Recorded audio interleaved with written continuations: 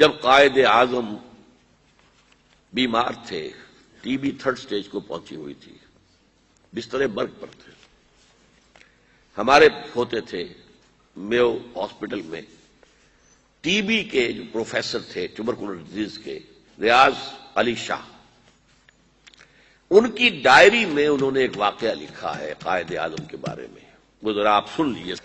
میں اس کو چھاپ کے لے آتا لیکن پہلے خیال نہیں آیا تاکہ آپ کے پاس بھی یہ رہ جاتا۔ وہ لکھتے ہیں، میرے لیے یہ بات حیرت کا باعث تھی کہ لاہور سے زیارت تک کا سفر طے کر کے میں شدید بیماری میں مبتلا قائد اعظم کے کمرے میں داخل ہوا تو اس کے باوجود کہ وہ بانی پاکستان انتہائی کمزور ہو چکے تھے اور ان کا جسم کمبل میں لپٹا ہوا تھا، انہوں نے اپنا ہاتھ باہر نکالتے ہوئے مجھ سے نہایت گرم جوشی سے مصافحہ کیا اور پوچھا، آپ کو راستے میں کوئی تکلیف تو نہیں ہوئی؟ مرض الموت میں مبتلا اس عظیم انسان کے اخلاق، تواضع اور انکساری کی یہ اچھوتی مثال تھی۔ حالانکہ مجھ سے ہاتھ ملانے اور مزاج پرسی کرنے ہی سے وہ ہانپنے لگے تھے اور بعد میں کئی منٹ تک انہیں آنکھیں بند کیے لیٹے رہنا پڑا تھا۔ ایک بار ہم خوف زدہ تھے کہ خون اور تھوک وغیرہ کی تحقیق کے جو نتائج سامنے آئے ہیں انہیں قائد اعظم کا کیسے پہنچائیں۔ انہوں نے از خود ہماری پریشانی محسوس کر لی اور بولے، آپ جو کچھ کہنا چاہتے ہیں کھل کر بیان کریں، کیونکہ بیماری کی نوعیت معلوم ہونے کے بعد میں آپ سے زیادہ تعاون کر سکوں گا۔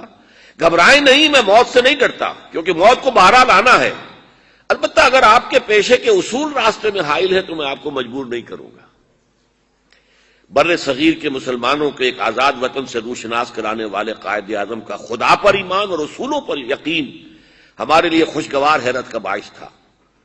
قائد اعظم بظاہر ان معنوں میں مذہبی رہنما نہ تھے جن معنوں میں ہم عام طور پر مذہبی رہنما کا لفظ استعمال کرتے ہیں، لیکن مذہب پر ان کا یقین کامل تھا۔ ایک بار دوا کے اثرات دیکھنے کے لیے ہم ان کے پاس بیٹھے، میں نے دیکھا کہ وہ کچھ کہنا چاہتے ہیں لیکن ہم نے بات چیت سے منع کر رکھا تھا، اس لیے الفاظ لبوں پر آ کر رک جاتے ہیں۔ اس ذاتی کشمکش سے نجات دلانے کے لیے ہم نے خود انہیں دعوت دی تو وہ بولے، اب یہ الفاظ ہیں جس کے لیے میں نے یہ سارا پس منظر آپ کو سنایا۔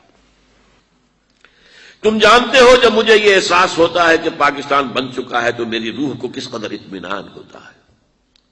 یہ مشکل کام تھا اور میں اکیلا اسے کبھی نہ کر سکتا تھا۔ میرا ایمان ہے کہ یہ رسول خدا کا روحانی فیض ہے کہ پاکستان وجود میں آیا صلی اللہ علیہ وسلم۔ اب یہ پاکستانیوں کا فرض ہے کہ وہ اسے خلافت راشدہ کا نمونہ بنائیں تاکہ خدا اپنا وعدہ پورا کرے اور مسلمانوں کو زمین کی بادشاہت دے۔ سارا میری گفتگو کا جو ہے مواد اس میں موجود ہے، زمین پر بادشاہت مسلمانوں کو اللہ تعالیٰ عطا فرمائے اگر پاکستان میں خلافت راشدہ کا نظام قائم کر دیا جائے۔ پاکستان میں سب کچھ ہے، اس کی پہاڑیوں، ریگستانوں اور میدانوں میں نباتات بھی ہیں اور معدنیات بھی، انہیں تسخیر کرنا پاکستانی قوم کا فرض ہے۔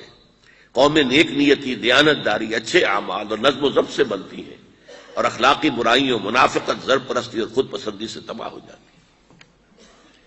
یہ وہ ہے کہ جو ڈاکٹر ریاض علی شاہ کی ڈائری سے یہ اقتباس روزنامہ جنگ نے شائع کیا ہے 11 ستمبر 1988 کو۔ 11 ستمبر 1948 کو قائد اعظم کا انتقال ہوا، تو گویا کہ 40ویں برسی پر، قائد اعظم کی 40ویں برسی 11 ستمبر سن 88 کو جو خاص کو ایشو شائع ہوا ہوگا اس میں یہ واقعہ شائع کیا گیا، جو پھر ہم نے وہاں سے لے کر ندائے خلافت کے کور پر شائع کیا تھا، سرور پر۔ یہ تھا مقصد اس پاکستان کا۔